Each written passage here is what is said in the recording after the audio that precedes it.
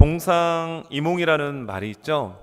이 뜻은 겉으로는 같이 행동하면서도 속으로는 다른 생각을 할 때 동상이몽이다라고 이야기를 합니다. 참 동상이몽과 같은 모습들 많죠. 오늘 성경의 본문을 보면 그 모습이 여실히 잘 드러납니다. 분명 종려주일, 종려나무가지를 흔드는 백성들의 모습, 또 그것을 준비하는 제자들이 나귀를 빌려오고 말씀에 순종하고 하는 모습들, 예수님께서 예루살렘을 향하여 걸어가시는 모습들, 이것은 어찌 보면 하나의 어떤 목적을 가지고 소위 말해 프로젝트라고 하죠. 이 프로젝트를 하기 위해서 전체가 힘을 합쳐가지고 일사불란하게 이렇게 진행되는 모습처럼 보입니다. 하지만 오늘 본문을 좀 깊이 들어가서 보게 되면 동상이몽이구나라는 것을 우리가 알 수 있다는 겁니다. 여러분, 오늘 성경에 보면 예수님은 예루살렘에 왜 들어가셨을까요? 뭐 쇼핑하러 가신 거 아닙니다. 봄도 이제 오고 하니까 꽃 구경하러, 이왕이면은 수도권이 좋다라고 그렇게 가신 것은 더더욱 아니었죠. 십자가 지시러 예수님 예루살렘에 들어가신 겁니다. 예수님은 분명한 십자가에 대한 목적을 가지고 예루살렘으로 들어가셨는데, 예수님과 함께 하셨던 제자들의 생각은 달랐다라는 거예요. 그래서 성경을 보면 19장 11절에 후반부에 그들은, 제자들을 말하죠, 하나님의 나라가 당장에 나타날 줄로 생각함이더라. 예수님께서 예루살렘에 들어가게 되면 당장 하나님의 나라가 임하는 줄로 생각을 했습니다. 여기서 말하는 하나님의 나라가 예수님께서 생각하는 하나님의 나라와 제자들이 생각하는 하나님의 나라가 여러분 같은 하나님의 나라였을까요? 달랐다라는 겁니다. 이게 문제예요. 제자들이 생각했던 하나님의 나라는 이제 예수님 따라가면, 야, 예수님께서 이제 뜻을 정하셨구나. 이제 예루살렘에 들어가면은 이제 모든 이런 그 사분오열된 분위기를 하나로 묶고 좀 통합시켜가지고 이제 로마라고 하는 나라로부터도 우리가 한번 좀 독립을 해서 정말 잘 먹고 잘 살고 주변의 나라들이 호시탐탐 노리지 못하는 좀 그런 강력한 다윗의 왕국을 예수님이 만들려고 하시는구나라는 생각을 갖게 된 겁니다. 예수님이 생각하셨던 하나님의 나라와 제자들이 생각했던 하나님의 나라가 너무나도 반대였다라는 거예요. 그리고 오늘 성경 본문에 나오는 수많은 군중들이 종려나무 가지를 흔들고 막 환호합니다. 막 옷을 벗어가지고 길거리에다 펴놓습니다.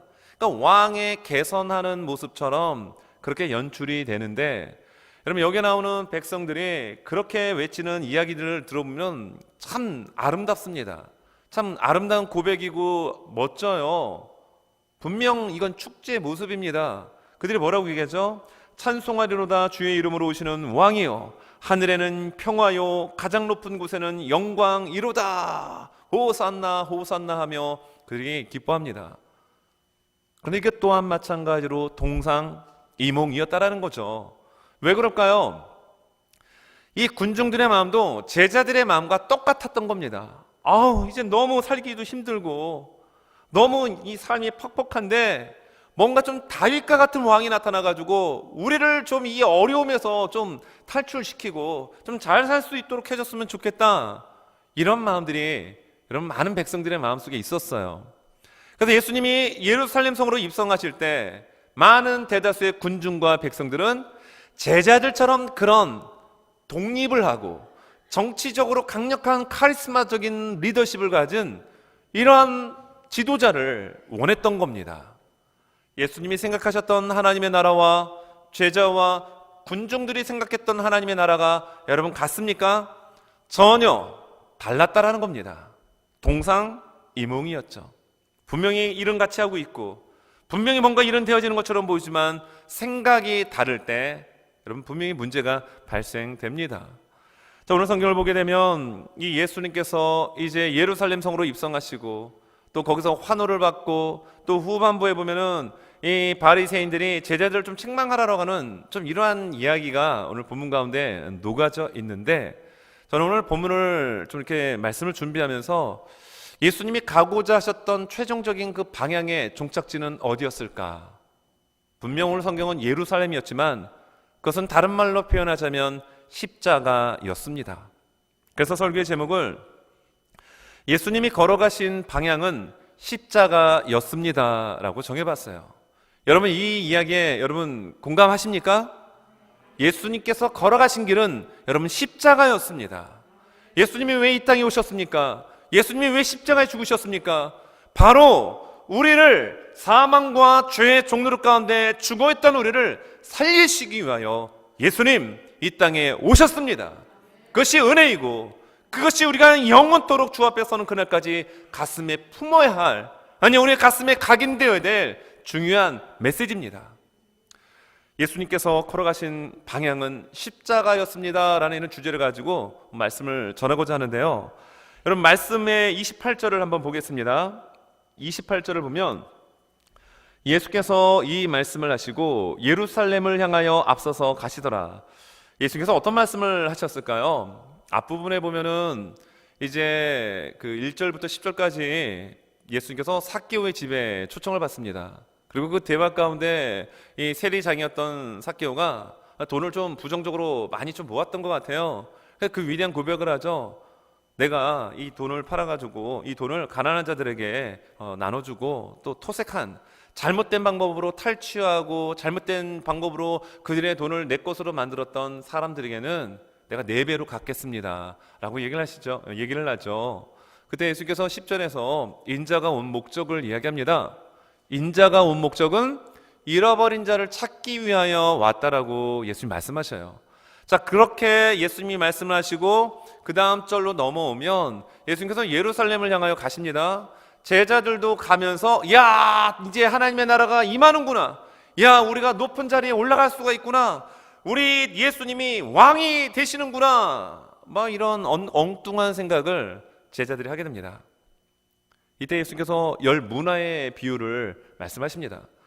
열 문화의 비유는 후에 예수님께서 예루살렘 성전 안으로 예루살렘 성으로 입성하시고 난 이후에 마태복음 25장에 나오는 달란트의 비유와 다른 비유입니다. 네, 핵심은 충성하라는 거예요. 맡겨진 달란트가 되었든 문화가 되었든 맡겨진 것에 충성하면 하나님께서 반드시 그에 대한 상급 갚아주실 것이다 라고는 이야기를 하십니다. 마찬가지입니다. 우리가 하나님 나라, 그리고 우리가 하나님의 자녀로 이 땅을 살아갈 때 하나님께서 여러분에게 맡겨준 직분이 있어요. 교회 안에서의 직분, 여러분 충성스럽게 잘 감당하시기 바랍니다. 그리고 여러분 삶의 자리에서 맡겨진 사업이 되었든 직장 안에 회사원이 되었든 어떤 자리에 있든지 그 또한 하나님이 주신 것임을 기억하고 그 소명의 부르심에 여러분 충성스러운 모습이 있어야 합니다. 예수께서 이 말씀을 하신 거예요. 자, 그리고 이제 후반부에 보면 마지막 절에 27절에서 그리고 내가 왕됨을 원하지 아니하던 저 원수들을 이리로 끌어다가 내 앞에서 죽이라 하였느니라. 비유의 결론이었죠. 그러니까 예수님께서 십자가를 지시고 예수님이 진정한 왕이 되는 일에 있어서 반대하는 사람들이 있는데 그 원수들을 끌어다가 다 죽일 것이다 라고 이 열 문화의 비유를 마치고 오늘 본문이 시작이 됩니다. 자, 이 말씀 마치시고 예수님은 어떻게 하셨죠? 예루살렘을 향하여, 어디를 향하셨죠? 예루살렘을 향하였다는 겁니다. 예수님의 방향이 어디를 향했죠? 예수님께서 만약에 지금식으로 표현하자면 내비게이션의 종착지를 어디로 입력하셨죠? 예루살렘이었던 겁니다. 방향을 정확하게 예루살렘으로 향하셨죠. 그리고 앞서서 가셨다라는 겁니다. 다른 제자들과 함께 같이 발걸음을 보조하며 같이 걸어가신 것이 아니라 마치 무슨 결의를 하신 것처럼 앞장서 가지고 나를 따르라 라고 하는 굳은 어떤 그 결의에 찬 모습으로 예수님께서 앞서 가시더라는 거예요. 어디를 향하여요? 예루살렘을 향하여.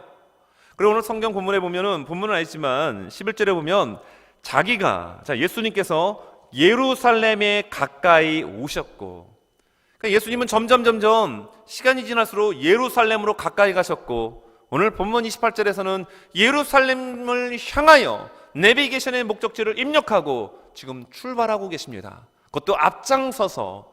그리고 여기 나오는 가시더라라고 하는 이 단어는 헬라어 아나바이노라는 단어를 쓰고 있습니다. 이 뜻은 올라가다라고 하는 뜻을 가지고 있어요. 물론 한국 성경에서는 올라간다라는 표현이 나오질 않습니다. 그냥 가신 걸로만 나와 있지만 정확한 이 원어 의미는 올라가다라는 거예요. 예수님께서 예루살렘을 왜 올라가셨죠? 예수님께서 왜 예루살렘을 향하여 가셨죠? 십자가에 매달려 죽으시기 위하여 예수님은 예루살렘을 향하여 지금 뚜벅뚜벅 걸어나가고 계신 겁니다. 그것도 올라가고 계시는 거예요. 실제로 예루살렘은 여러분 지형 자체가 해발 한 770m에 위치하고 있습니다. 그러니까 예루살렘을 함락시키기 위한 적군들의 공격이 아무리 강력해도 쉽게 무너지지 않았던 이유가 이 높이에 있었어요. 근데 예수님은 지금 거기를 올라가고 계신 겁니다. 그리고 올라가셨습니다.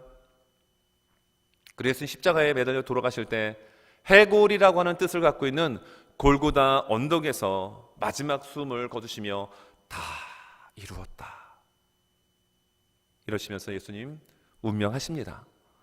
여러분, 그 골고다 언덕은 이 예루살렘 성 북동쪽에 한 230m 떨어져 있는 지점에 한 20m의 언덕이라고 합니다. 아니, 예루살렘까지도 십자가 지시기 위해서 예수님은 올라가셨고, 예루살렘 성 내에서도 또 십자가의 마지막 최후의 죽음을 맞이하시기 위하여 해골이라는 뜻의 골고다 언덕을, 여러분, 그 무거운 십자가를 지시고 온몸이 피로 낭자하게 된 그 몸을 이끄시고 여러분 올라가셨습니다. 예수님께서 왜 예루살렘에 이렇게 올라가고 계십니까? 십자가로 자신의 생명을 아낌없이 우리 모든 하나님의 자녀들에게, 하나님께서 선택한 하나님의 백성과 자녀들에게 주시기 위하여 예수님 그렇게 돌아가시기 위함이었습니다. 오늘 성경에 예수님은 예루살렘을 향했죠. 앞장섰습니다. 그리고 올라가셨습니다. 왜입니까? 설교의 제목처럼 예수님께서 걸어가신 방향이 바로 자신의 성공이 아닌, 자신의 제자들이 원하는 것처럼 한 국가의 대통령이 되는 것이 아닌 십자가를 지시기 위하여 예수님은 예루살렘으로 걸어가신 거예요. 여러분, 예수님이 하나님이심을 우리 믿습니다. 예수님은 하나님이십니다. 그런데 그 하나님이신 예수님께서 성경에 보면 말씀이 육신이 되어 이 땅에 오셨다라고 기록을 하고 있어요. 요한복음 1장 14절입니다. 말씀이 육신이 되어 우리 가운데 거하심에 우리가 그의 영광을 보니 아버지의 독생자의 영광이요 은혜와 진리가 충만하더라. 아멘. 여러분의 삶에, 여러분의 심령 속에 여러분 정말로 이 말씀처럼 은혜와 진리가 충만하게 넘쳐날 수 있기를 예수님의 이름으로 축원합니다. 은혜와 진리가 누구라고요? 예수 그리스도입니다. 하나님이십니다. 그런데 하나님 대신 예수님이 어디 계셨죠? 하늘에 계셨어요. 하나님의 보좌에 계셨습니다. 그 하나님께서, 말씀이신 하나님께서 여러분 어디 오셨다라고요? 육신이 되어 이 땅에 내려오셨어요. 예수님이 하늘이라고 하는 높은 곳에서 낙고나던 이 비천한 땅 가운데 내려오셨고, 그리고 예수님께서는 십자가를 지시기 위해서 그 사명을 감당하기 위하여 조금씩 예루살렘을 향하여 올라가고 계신 거였습니다. 제자들은 착각했습니다. 그 예루살렘이 자신의 인생을 바뀔 줄, 그리고 자신의 운명을 바꿔줄 줄 아는 이러한 눈으로 바라봤던 거예요. 수많은 군중들도 왜 환호했습니까? 자신의 운명이, 자신의 어떤 삶이 예수님 때문에 바뀌어질 것이라고, 잘 먹고 잘 살고 잘 되어지는, 출세하고 성공하는 이런 세상적 생각으로 예수님을 지금 맞이하고 있었던 거예요. 그런데 결국 어떻게 되나요? 예수님께서 십자가에 잡히시던 그날 밤 제자들은 뿔뿔이 다 도망치고 맙니다. 여러분, 그리고 오늘 이 종려나무를 흔들었던 수많은 군중들은 오히려 저 예수를 십자가에 못 박아 죽으라라고 하며 여러분 돌연 태도가 바뀌고 맙니다.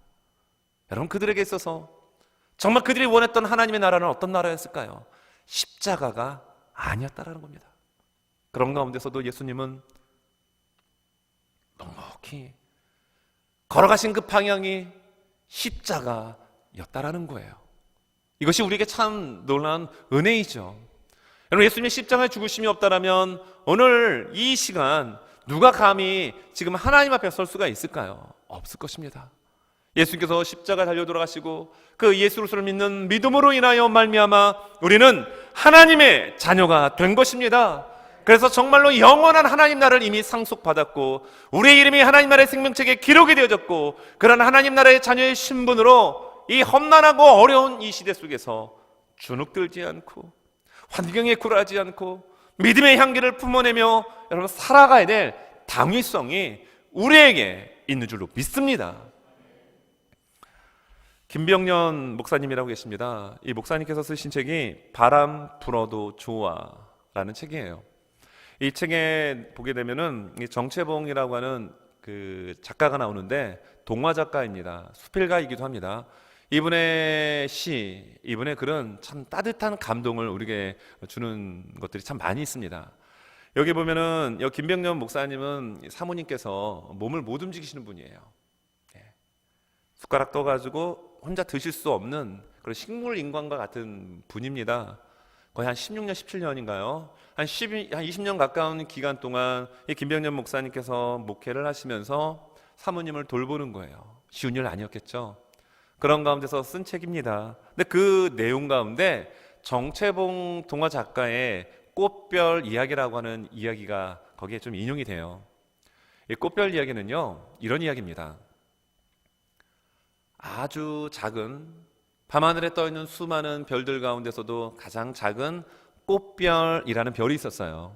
근데 이 꽃별이 어느 날 별 하나를 딱 바라보는데 너무나도 그 별이 사랑스러운 거예요.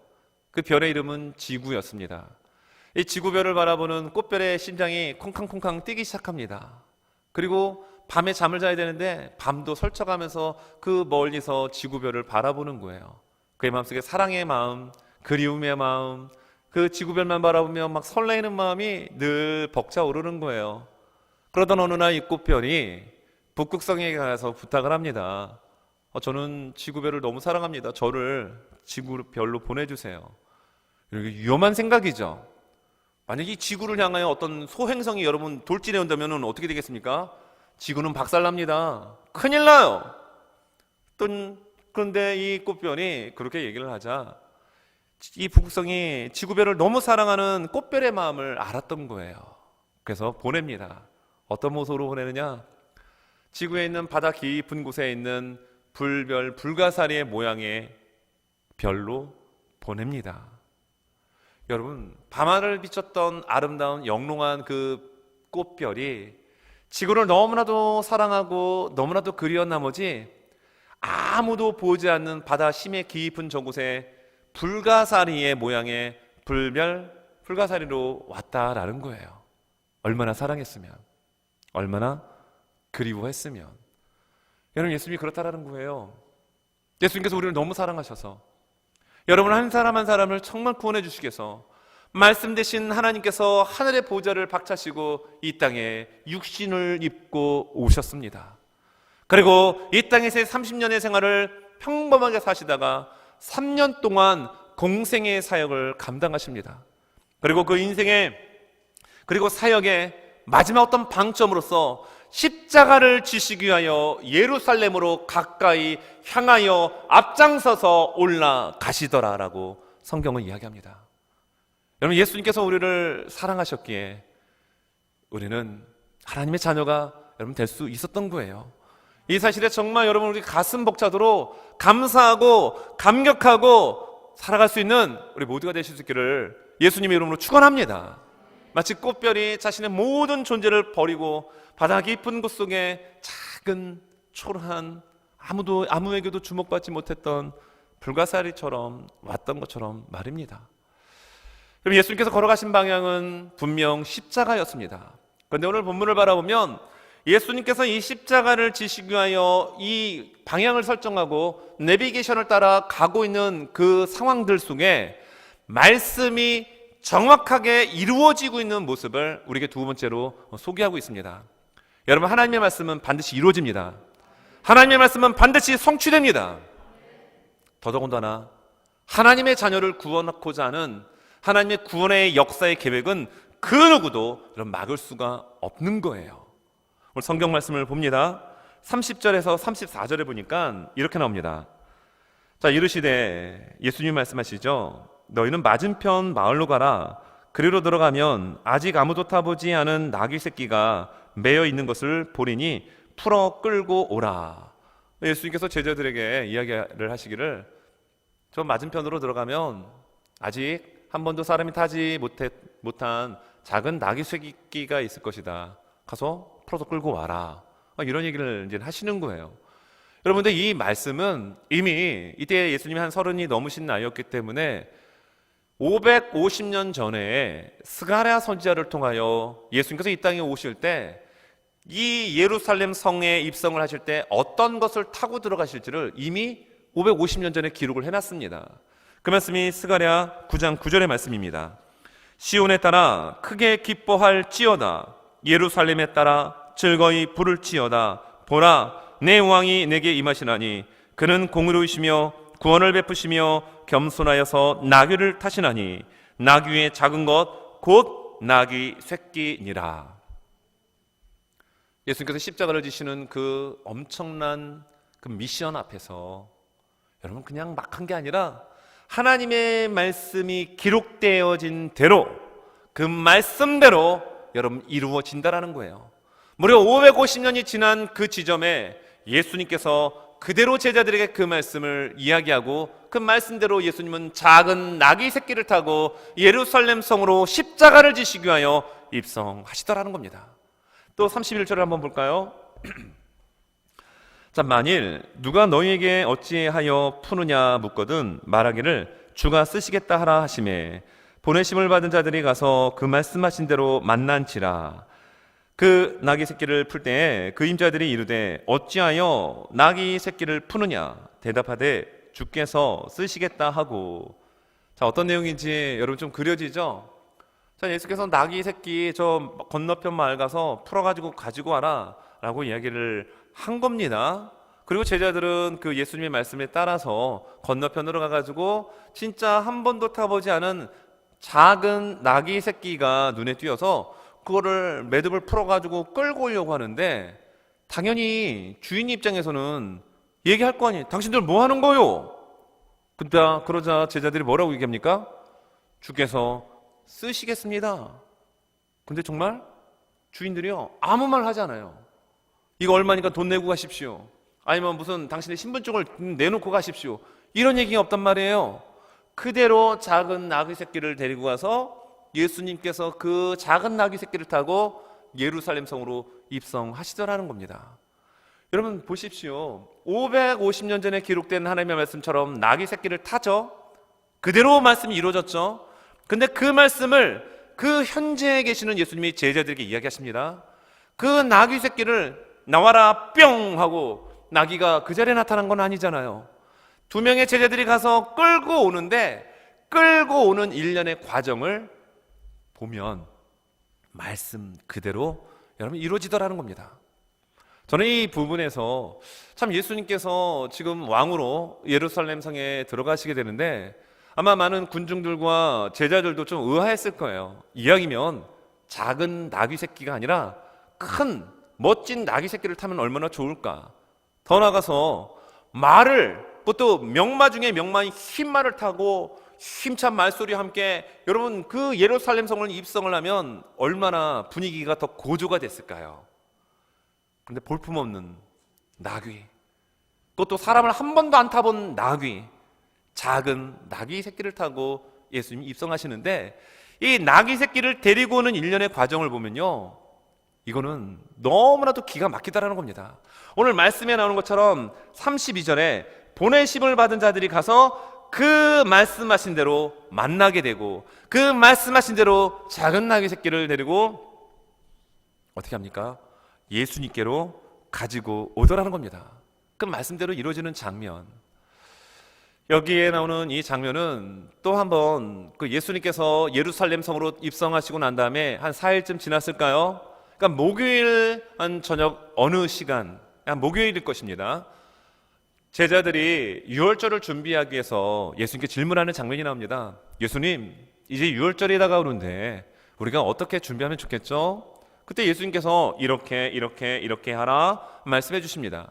이 장면이 마가복음에 보면은 14장 13절에서 16절에 자세하게 설명을 해주고 있어요. 제가 한번 읽어드립니다.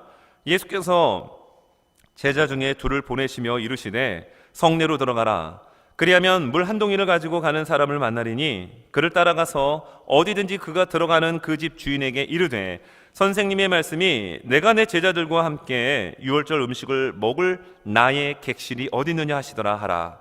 그리하면 자리를 펴고 준비한 큰 다락방을 보이리니 거기서 우리를 위하여 준비하라 하시니 16절의 말씀 앞에 있는 스크린 보이죠?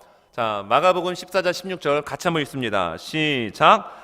제자들이 나가 성내로 들어가서 예수께서 하시던 말씀대로 만나 유월절 음식을 준비하니라. 오늘 본문은 종려주의를 준비하는 두 명의 제자의 헌신이 있었습니다.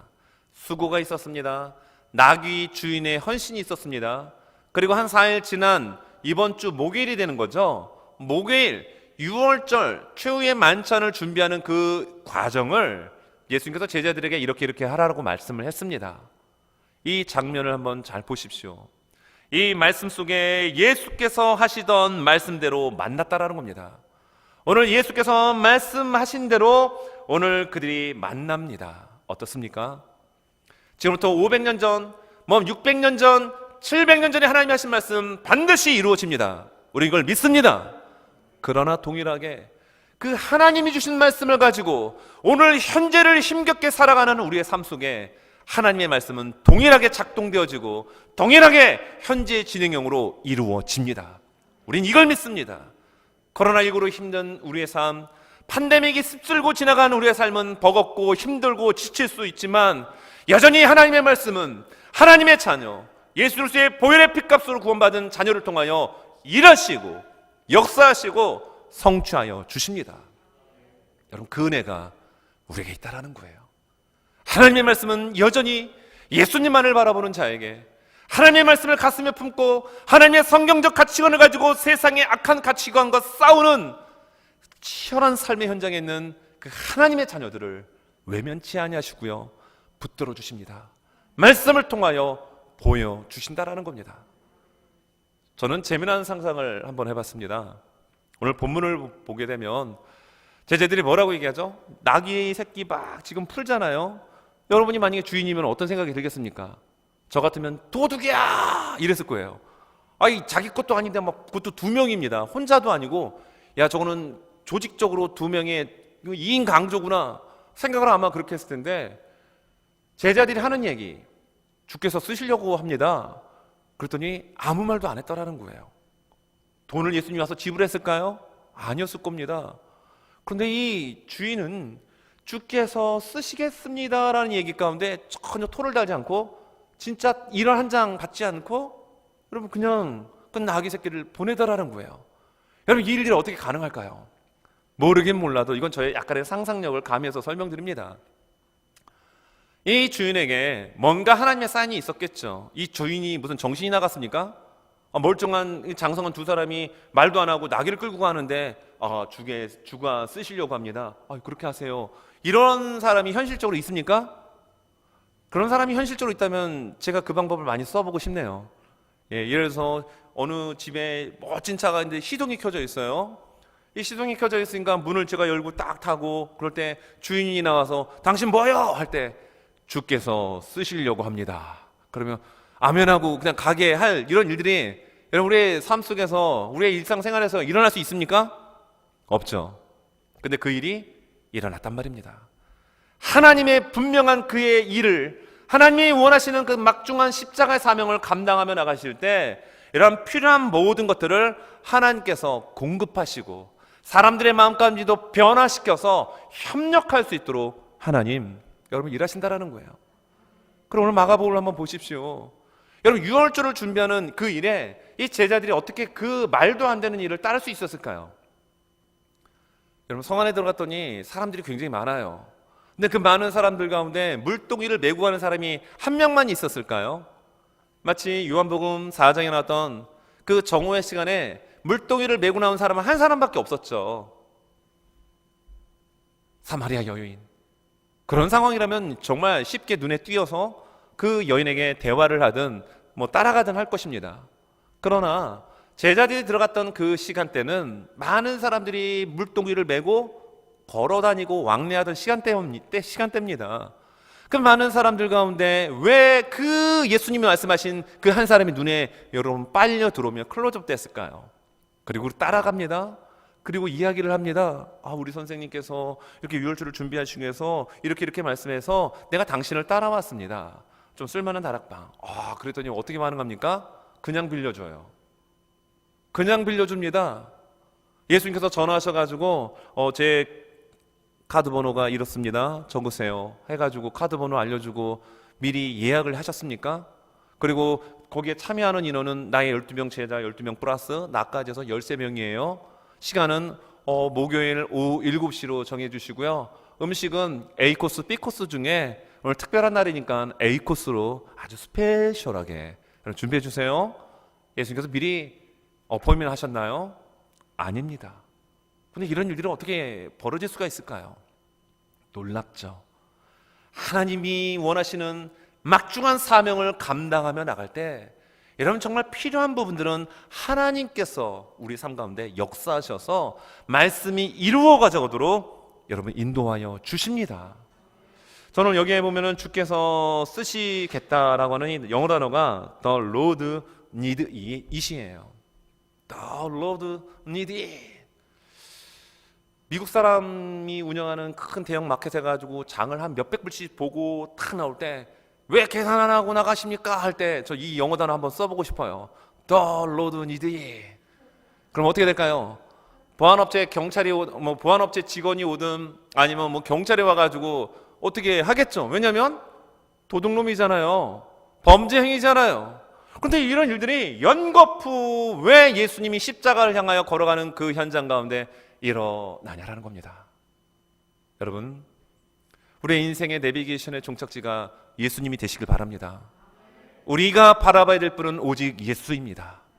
예수님만 바라보고 걸어갈 때 여러분 그 길에 여러 가지 많은 어려움들이 있을 수 있어요. 때로는 생각지도 못했던 직선의 도로가 아닌 굽이굽이 돌아가는, 남들은 빨리 가는데 왜 나는 왜 이렇게 굽이굽이 돌아갑니까? 라고 하며 가슴을 썰어내리고 가슴을 칠 수밖에 없는 상황들이 분명히 있을 수 있어요. 그러나 우리가 분명히 우리 인생의 내비게이션에 예수님이 최종 목적지로 여러분 입력이 됐다고 한다면 이런 말도 안 되는 놀라운 역사는 하나님께서 우리의 삶 가운데 여러분 선물로 주실 줄 믿습니다.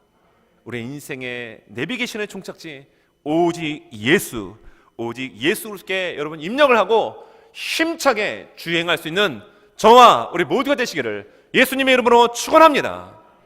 말씀을 정리합니다. 여러분 예수님께서 걸어가신 방향은 십자가였습니다. 오늘 본문의 그 목적지는 예루살렘이었죠. 11절에 예수님께서 예루살렘에 가까이 가시죠. 그리고 오늘 본문은 예루살렘을 향하여 앞장서서 향하여 올라가십니다. 점점 예수님의 사명의 십자가 가운데 가까이 가시는데 그 상황들을 바라보니 말도 안 되는 이러한 일들이 일어납니다. 하나님이 하신 일입니다. 나귀 새끼를 데리고 오는 일, 추후에 그 만찬을 준비하는 일, 우리의 이성으로는 이해가 되지 않고 납득이 되지 않는 그 상황을 하나님께서 이루어 가시더라는 거예요. 예수님께서 말씀이신 그 하나님의 높은 자리를 박차고 버리시고 우리를 사랑하사 이 낮고 낮은 땅의 자리로 내려오셨습니다. 높은 곳에서 낮은 곳으로의 방향의 전환, 그리고 우리를 너무나도 사랑하여 주셔서 지금 예수님이 십자가를 지시게 하여 그 골고다 언덕길로 한 걸음 한 걸음 앞장서서 나아가십니다. 왜 이런 일들이 일어나죠? 우리를 사랑하시기 때문에, 우리를 너무나도 사랑하시기 때문에 끝까지 사랑하여 주시는 그 예수님의 사랑을 여러분 이번 고난주간을 통하여 여러분 경험하고, 특별히 고난주간 특세, 이번에는 작년처럼 유튜브 이런 거 하지 않습니다. 우리가 넓기 때문에 현장 예배 가운데 여러분 사회적 거리 두고 함께 나와서 주님의 그 깊은 사랑, 여러분 여전히 여러분의 가운데 마음속에 주님을 만났을 때 놀란 뜨거운 그 첫사랑과 감동이 있다면 그것이 더 뜨거워지길 바라요. 그러나 그 첫사랑을 어느새 세상 속에 살아가다 보니, 코로나19라고 하는 긴 터널 속에 살아가다 보니 냉랭해진 우리들의 마음이 있다면 이번 특세를 통하여 그 주님과의 뜨거운 사랑의 만남을 여러분 회복할 수 있기를 바랍니다. 여러분, 정채봉이라고 하는 동화 작가를 다시 한번 제가 인용을 합니다. 그분이 만남이라고 하는 시를 썼어요. 이 시는 이렇습니다. 가장 잘못된 만남은 생선과 같은 만남입니다. 만날수록 비린내가 묻어오니까. 가장 조심해야 될 만남은 꽃송이 같은 만남입니다. 피어있을 때는 환호하다가 시들면 버리니까. 가장 비참한 만남은 건전지와 같은 만남입니다. 힘이 있을 때는 간수하고 힘이 닳아 없어질 때는 던져버리니까. 가장 시간이 아까운 만남은 지우개 같은 만남입니다. 금방의 만남이 순식간에 지워져 버리니까. 가장 아름다운 만남은 손수건과 같은 만남입니다. 힘이 들 때는 땀을 닦아주고 슬플 때는 눈물을 닦아주니까. 예수님께서 우리를 만나기 위하여 이 땅에 오셨죠. 말씀이신 하나님께서 이 땅에 육신을 입고 오셨습니다. 그리고 그 육신의 몸은 또 한 번 갈기갈기 찢어집니다. 날카로운 채찍에 온몸이 난도질을 당하고 맙니다. 그럼에도 불구하고 오늘 본문에서 예루살렘을 향하여 올라가셨던 예수님은 또 한 번 우리에게 진정한 손수건과 같은 우리 인생의 눈물을 흘릴 때 우리에게 다가와 눈물을 닦아주시고, 그리고 그 예수님은 그 골고다 언덕에 다시 한번 올라가서 자신의 모든 것을 아낌없이 우리에게 쏟아부어 주십니다. 여러분, 이 만남, 오늘 이 정채봉 동화작가가 말하는 만남 가운데 어떤 만남에 속하죠? 손수건과 같은 만남입니다. 여러분들의 눈에 이슬이 맺힐 때 우리 예수님은요, 여러분들의 눈물을 닦아주세요. 그리고 예수님은 그 눈물을 우리를 위하여 쏟아내십니다. 오늘 성경 41절을 보면 가까이 오사 예루살렘 성을 보시죠. 그리고 예수님은 어떻게 하십니까? 우시며. 예수님께서 왜 예루살렘 성을 바라보시며 우셨을까요? 예루살렘 성의 죄 때문입니다. 예루살렘 성의 타락 때문입니다. 그리고 그 죄에 대한 대가로 예루살렘 성이 멸망할 것을 예수님 아셨기 때문에 통곡하며 눈물을 흘리신 거예요. 겟세마네 동산에서 예수님은 또 한 번 눈물을 흘리십니다. 이것을 히브리서 5장에서 설명을 하고 있죠. 그리고 또 한 번 예수님이 통곡하며 눈물을 흘리시는 장면이 나옵니다. 바로 나사로의 죽음 앞에서. 예수님은 지금 예루살렘 성을 바라보면서 제자들과 수많은 무리들이 환호하며 기뻐하지만 정작 그 예루살렘 성을 바라보는 예수님의 눈에는 왜 눈물이 흐를 수밖에 없었죠? 죄가 뭔지도 모르고 하나님의 관계가 끊어진 것도 모르고 하나님이신 예수님이 이 땅에 오셨음에도 불구하고 예수님을 십자가에 처절하게 매달아 죽이는 그들의 죄악상, 이런 모습들이 너무 마음이 아프셨기 때문에 예수님 우셨던 겁니다.